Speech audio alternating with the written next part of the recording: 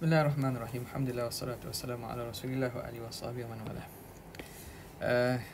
Kita menyambung lagi perbincangan tentang syarat berkaitan dengan illah ini. Kata pengarang, wa min hadzal gharad wa min hadzal ardi, dan daripada pembentangan ini, yatabayyanu lana, nyatalah bagi kita, annal farqa baina illatil hukmi wa hikmatih, beza antara illah hukum dan juga hikmat dia. Wa annal hikmata, iaitu hikmat, hiya al-maslahatu allati qasada asy-syari'u tahqiqaha bi tashri'ihi al-hukma, iaitu maslahah yang syari' ingin tercapainya dengan pensyariatan hukum. Wa annal illata hiya al-wasfu adh-dhahirul mundabitu. Illah pula ialah sifat yang zahir, yang mundabit, yang tertentu, yang spesifik, alladhi bunya alaihi al-hukmu, yang dibina di atasnya hukum, wa rubita bihi, dan diikatnya dengan illah sifat tersebut, dengan hukum tersebut, wujudan wa adaman, dari segi ada dan tiada. Makna bila ada illah ada hukum, bila ada tak ada illah tak ada hukum. Diikat dari segi wujudan, aspek ada, bila ada illah ada hukum, ataupun tiada, bila tiada illah tiada hukum. Kenapa? Li'annahu, kerana sifat itu mazinnatu tahqiqil maslahah, dialah pada sangkaan besarnya tempat bahawa disangkakan akan tercapainya maslahah al-maqsudah, yang dimaksudkan maslahah al-maqsudah min tashri'il hukmi, daripada pensyariatan hukum. Walihadza yaqulul usuliyun, kerana itu ulama usul berkata, al-ahkamu turbatu bi'ilaliha la bihikamiha, hukum-hukum itu diikat, turbatu bi'ilaliha, diikat dengan illah, la bihikamiha, bukan dengan hikmatnya. Sebab itu kita nak ikatkan hukum dengan illah, bukan dengan hikmat. Bimakna annal hukma, bahawa sesungguhnya hukum, yujadu mata wujidat illatuhu, akan ada hukum bila mana adanya illah.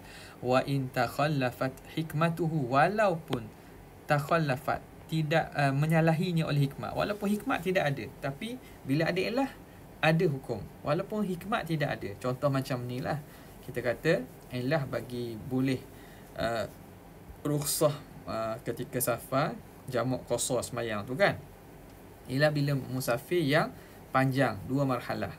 Bila musafir 2 marhalah, maka boleh seorang itu jamak qasar walaupun hikmat. Makna andai kata seorang tu musafir dalam keadaan selesa, dia tidak ada kepenatan, tidak ada kesukaran, hikmatnya apa asalnya? Asalnya diberi keringanan untuk menghilangkan kesukaran, kepayahan.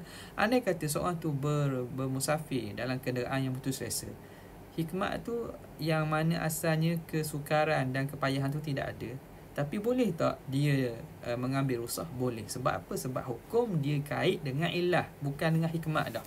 Nampak walaupun hikmat ketika itu takhallafat, menyalahinya, tidak ada di situ. Fi ba'dil ahyan, pada sebahagian keadaan.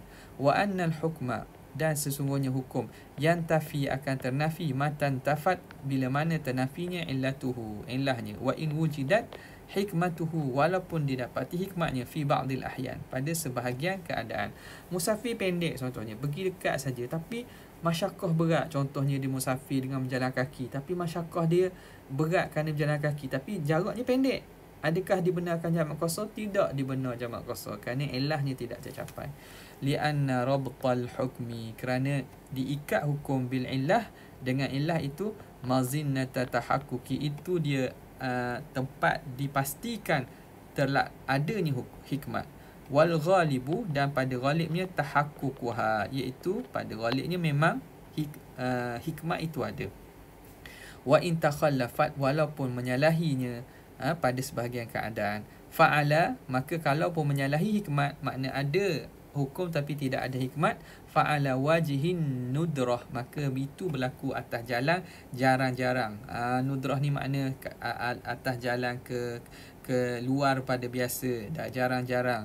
Jadi bila perkara jarang-jarang ni kita tak ambil hukum lah. Wal ibratu, maka yang diambil kira ialah lil ghalib, bagi kebiasaan, lan lin nadir, bukan pada benda yang jarang-jarang. Kahusulit talibi ala darajatin najah, seperti mendapatnya pelajar di atas markah lulus fi imtihan, dalam peperiksaan, itu mazinnata, itu dia sangkaan berat, ilmamihi bil ulum, dia menguasai ilmu itu, wasti'abihi, dan dia memahaminya bagi ulum, wa ahliyatihi, dan kemampuannya, liinhai hadhil marhalah, untuk menamatkan marhalah dirasiyahnya, sesi pembelajaran itu. Jadi itu seumpama macam itulah pelajar mendapat keputusan lulus dan dia berjaya, contohkan, menunjukkan dia faham lah. Walaupun kadang-kadang mungkin tidak faham, tapi pada ghalibnya kita dapat hukumkan berdasarkan zahir. Wa aidan, lebih-lebih lagi, fa inna rabtal ahkami, bahawa diikatkan hukum itu bil ilal, dengan ilah itu, yuaddi ila istiqamati taklif, membawa kepada jadi lurusnya urusan taklifan, bagaimana pentaklifan hukum, wa dhabti al ahkam, dan membawa kepada dapat kita tentukan hukum, kita spesifikkan, kita dhabitkan, kita standardizekan hukum itu, wattiradiha, dan kita konsistenkannya, wastiqrariha, dan tetapnya hukum, wastiqrari awamir tashri', dan jadi tetapnya urusan-urusan syarak, al-amati, yang umum, wa wuduhiha, dan jelasnya urusan syarak tersebut. Wa hadhihi fawaidu 'idhamun, dan ini faedah yang besar, la tu'athiru fiha yang tidak membawa kesan padanya, fawatal hikmah, kepada apa? Kepada hilangnya hikmat, fi ba'dil juz'iyat, pada sebahagian juz'iyah, perkara-perkara kecil, cabang, wal waqa'i, dan perkara situasi-situasi, fi ba'dil ahyan, pada ketika lain. Kerana besarnya masalah ini, kadang-kadang kalau hikmat itu hilang pada sebahagian juzuk-juzuk atau juz'iyah atau perkara-perkara furu', itu tidak diambil kira lah, kerana kita menghukum kepada secara keseluruhan yang umum. Wa ala hadha, maka di atas ini, famata kana al muslimu musafiran, bila mana orang Islam itu musafir, falahu an yuftira, boleh dia berbuka, wa illam yajid masyaqqatan, walaupun dia tidak mendapati ada masyaqqah. Ni dengan syaratnya lah, kalau puasa Ramadan dia kena keluar sebelum daripada subuh. Itu syarat dalam fiqh lah. Cuma kita nak bincangkan tentang keharusan berbuka bila musafir ni.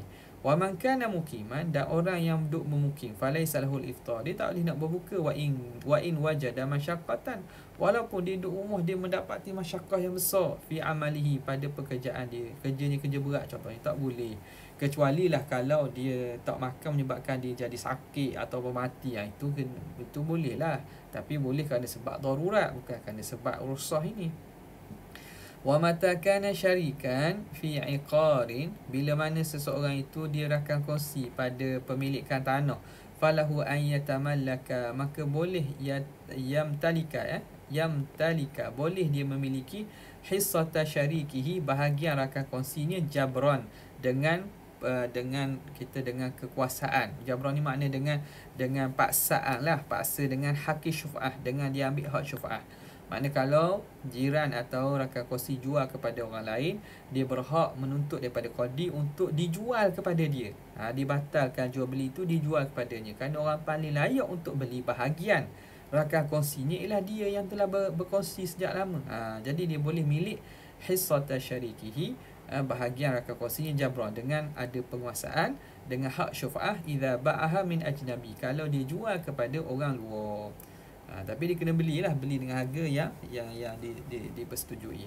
Wa illam yajid dararan, walaupun dia tidak mendapati mudarat minal mushtari, daripada orang yang pembeli itu, walaupun tak ada apa-apa mudarat, tapi hak syuf'ah dia tetap ada. Lianna haqqa syuf'ati, kerana hak syuf'ah lianna haqqa syuf'ati rubita, diikat bisyarikah, dengan adanya perkongsian, awil jiwar, ataupun adanya berjiran itu, la biddararil fi'li, bukan dengan mudarat yang berlaku sungguh.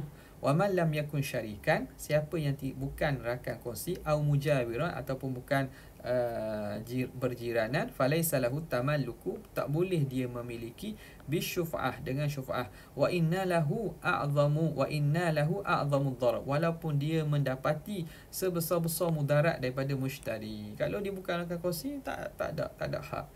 Wa milkiyatul mabi', dan pemilikan barang itu, tantaqilu, akan berpindah, ilal mushtari, kepada pembeli. Wa mulkiyatul thamani, dan pemilikan harga akan berpindah, ilal ba'i, kepada penjual. Mata ma wujidatil illah, bila mana adanya illah, wahyal ijab wal qabul, iaitu ijab dan qabul.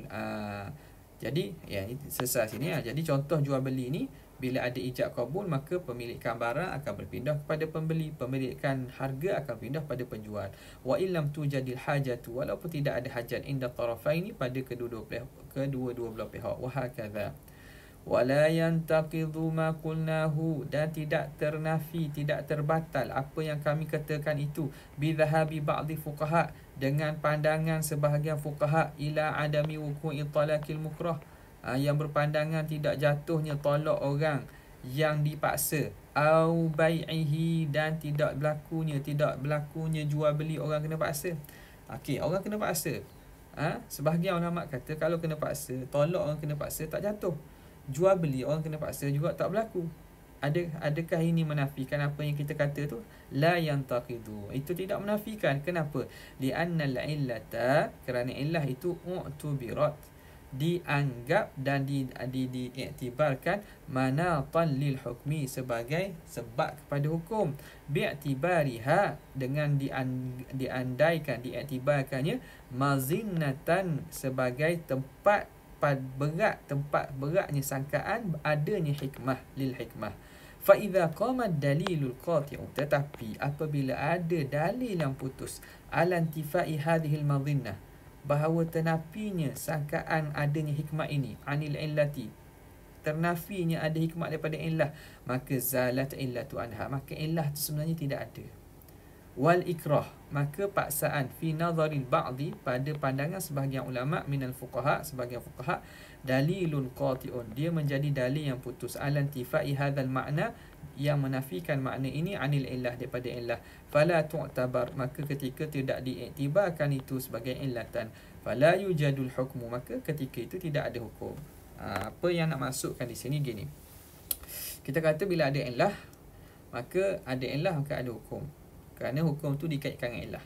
Maknanya contoh kita ambil jual beli. Jual beli, illah berlakunya pertukaran milik, dipanggil intiqal mulkiyah. Ni hukum atas bila jual beli sah, berlakunya intiqal mulkiyah.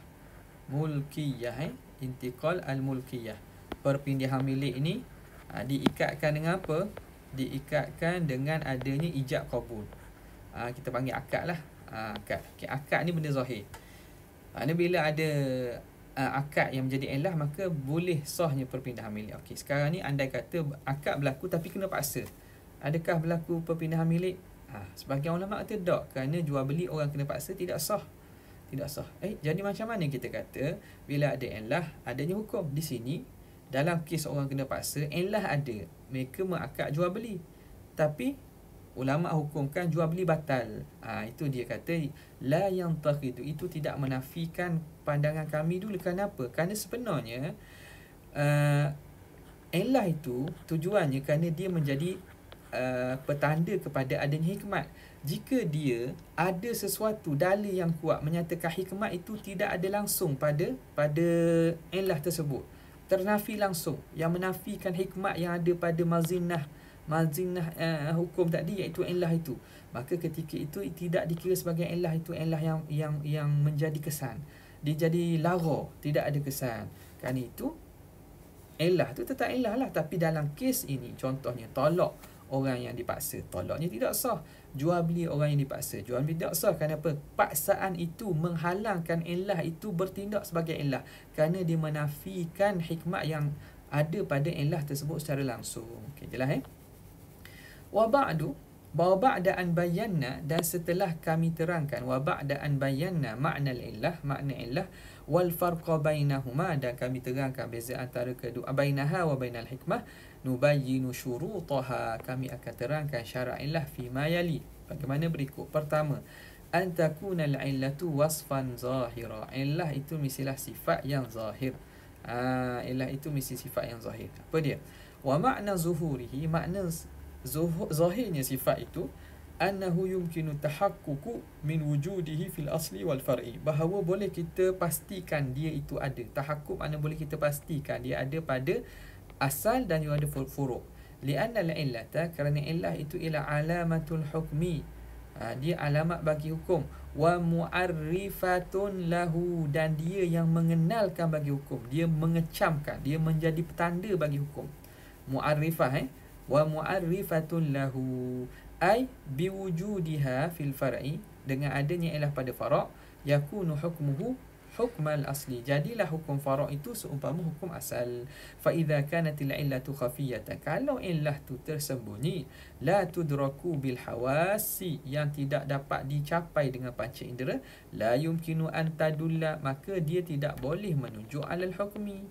Fala budda idzan, maka tak dapat tidak ketika itu, antakuna al illatu zahiratan, illah mestilah zahir, ghaira khafiyatin, tidak tersembunyi, kal iskari fil khamri, seperti mabuk dalam, menjadi illah dalam khamar, dalam arak. Fa innahu illatu tahrimiha, kerana mabuk itu illah pengharaman khamar.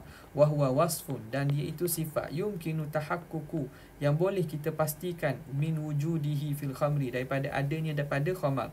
Kama yumkinu tahaqququ, sebagaimana kita mampu untuk memastikan, min wujudihi, daripada adanya, fi kulli nabidhin muskir, pada setiap air perahan yang memabukkan. Walihadha, dari kerana ini, idza kanatil illatu wasfan khafiyya, kalau illah itu sifat yang tersembunyi, aqama syari'u maqamahu amran zahiran, syari' akan meletakkan pada tempatnya sesuatu yang zahir. Dia tak akan biarkan perkara itu tersembunyi, dia akan ganti dan letakkan benda yang zahir untuk jadi illah. Huwa mazinnatuhu, yang menjadi mazinnah, tempat sangkaan beradanya hikmah itu. Wa yadullu alaih, dan menunjukkan atasnya. Contoh kata radhi, seperti at-taradhi, redha meredai, fil muawadat, pada akad muawadah, pada masalah pertukaran. Jadi pertukaran jual beli contohnya, yang membenarkan berlakunya muawadah, pertukaran itu ialah adanya redha meredha antara satu sama lain. Ya ayyuhallazina amanu la ta'kulu amwalakum bainakum bil batili wa tudluha bi illa an takuna tijaratan an taradin, kecuali berlaku tijarah antara minkum, dengan ada keredaan antara kamu. Jadi redha ni perkara tersembunyi dalam hati. Maka bila begitu, huwa asasun naqli mulkiyah, dia itu asas boleh berpindah milik. Wa illatuhu, dan ilahnya amrun khafiyun, satu perkara yang tersembunyi, ya ta'allaqu bil qalbi, yang berkait dengan hati. Wa khalajati nafsi, yang ada dalam dalaman diri. Wala sabila, yang tidak ada jalan ila idrakihi, untuk kita mengetahuinya. Maka fala yasluhu an yakuna huwal illah, maka tak bolehlah dia itu menjadi illah. Lihadza, dari kerana ini, aqamal musyarri', maka mendirikan oleh musyarri', yang Tuhan yang mensyariatkanlah, makna syariat kita mendirikan maqamahu, tempat taradhi ini, amran zahiran, suatu benda yang zahir, wa huwa sighatul aqdi, iaitu sirah akad. Wa kadzalikal qatlul amdul udwan, begitulah juga bunuh dengan sengaja dengan niat ini. Wa huwa illatul qisas, itu dia illah bagi dikenakan hukum qisas. Lakin al amdiyatu, tetapi sengaja itu, amrun nafsi, itu perkara yang tersembunyi. La ya'rifuhu, tidak mengetahuinya, illa man qama fi, kecuali orang yang ada sifat itu. Nak tahu orang tu sengaja tak sengaja macam mana? Itu sifat hati, benda dalaman. Maka fa'aqama syari'u maqamahu, maka syari' mendirikan tempat nak mengetahui sengaja atau tidak dalam pembunuhan itu, amran zahiran, perkara yang zahir, yaqtarinu bihi, yang menyertainya, wa yadullu alaih, dan menunjuk atasnya, wa huwal alah, iaitu tengok pada alat pembunuhan itu, allati yasta'miluhal qatil, yang digunakan oleh pembunuh, allati min sya'niha, yang mana daripada sifat alat itu, al-qatlu, dia boleh membunuh, kasaifi, seperti pedang, wal musaddas, musaddas ni pistol, musaddas, wal bunduqiyah, ni senapang, bunduqiyah senapang. Wa kadzalika husulu nutfatiz zauj, begitulah juga hasilnya nutfatiz zauj, hasilnya air mani suami, fi rahimi zaujatihi, pada dalam rahim isteri, bimulamasatihi, dengan sebab persetubuhan suami bagi isteri, wa illatu subutin nasab, itu illah pensabitan nasab. Lakin hadzal amru, tetapi perkara ini syai'un khafi, sesuatu yang tersembunyi, la sabila littila'i alaih, tak boleh kita tahu masuk tak masuk air mani dalam tu, tak tahu, lekat tak lekat benih Wa ta'akkud minhu, payah untuk kita takkid kan. Maka fa aqama syari'u, maka mendirikan oleh syari' maqamahu, tempat itu tadi, amrun zahiran, perkara yang zahir, yadullu alaihi, yang menunjuk atasnya, wa huwa aqduz zawaj, iaitu akad pernikahan yang sahih. Au hadzal aqdu ma'a imkani dukhul, ataupun boleh kita kata akad berserta imkani dukhul, ada kemampuan untuk bersetubuh. Au ma'ad dukhul fa'alan, ataupun akad berserta dengan bersetubuh dengan secara sungguh. Ala ikhtilafin bainal fuqaha, ini berlaku khilaf lah di kalangan fuqaha, apakah yang mewajibkan, makna membolehkan seorang itu dinisbahkan nasab kepadanya. Itu syarat yang pertama. Yang kedua, antakuna wasfan mundhabitan, mestilah illah itu sifat yang mundhabit.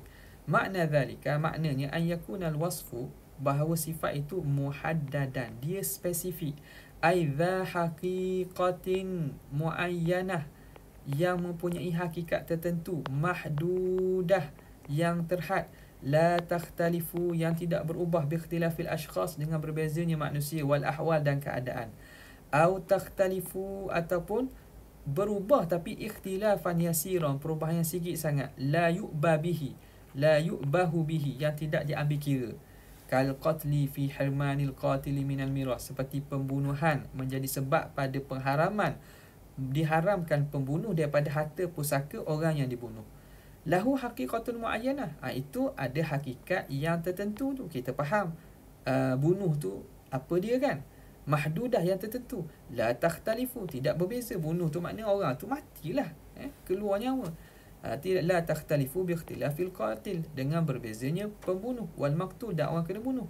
Fayumkinu, maka bolehlah, an yuqasa, dikiaskan, alal qatilil warithi, atas membunuhnya pembunuh bagi waris itu, al-qatil musalahu, orang yang membunuh orang yang beri wasiat.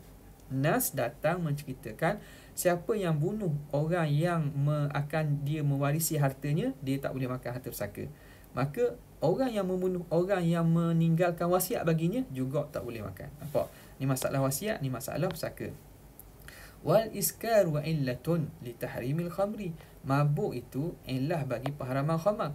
Walahu haqiqatun muayyanah, dia ada mempunyai hakikat tertentu, kita faham dia, muhaddadah, yang tertentu. Wahya ma ya'tarihi, iaitu apa yang mendatangi al-aqla, mendatangi akal, min ikhtilal, daripada rosak akal, tak betul dah cara fikir.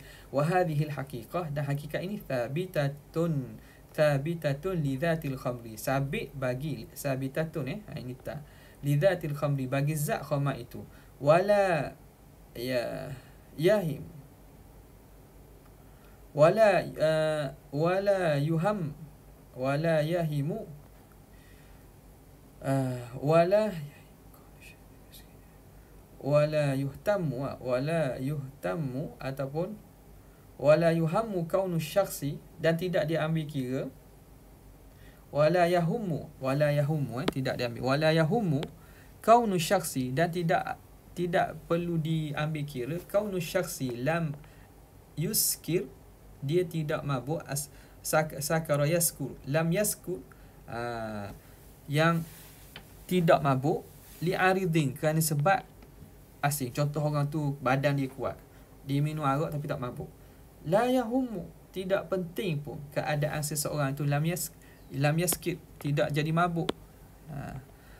Lam yaskir li'aridin, tak mabuk kerana sebab lain. Jadi pada asal arak itu mabuk. Ada kadang-kadang kalau berlaku kita kata ataupun kadang-kadang tak mabuk, itu tidak diambil kira. Wa yumkinu tahqiqu hadhihi sifah, dan boleh kita tentukan sifat ini, mana al-iskar fi kulli nabidhin, pada setiap perahan, air perahan buah-buahan, ataupun air perahan daripada bijirin, fi kulli nabizin muskirin, pada setiap perahan yang memabukkan. Wa kaunul ambidhati, dan keadaan air perahan itu, air perahan memabukkan itu, ambidhati qad takhtalifu, kadang-kadang berbeza, fima bainaha, antara mereka itu, fi quwwati iskar, pada kekuatan memabukkan, wa dha'fihi dan lemah dia. La yuham, tidak dia ambil kira, tidak tak penting pun. Li'annahu ikhtilafun yasir, kerana dia perubahan yang sedikit. La yu'athiru, tidak memberi kesan fi haqiqatil iskar, pada hakikat memabukkan. Wa wujudihi, dan pada kewujudannya. Fala yultafatu ilaih, maka tidak dipandang kepadanya.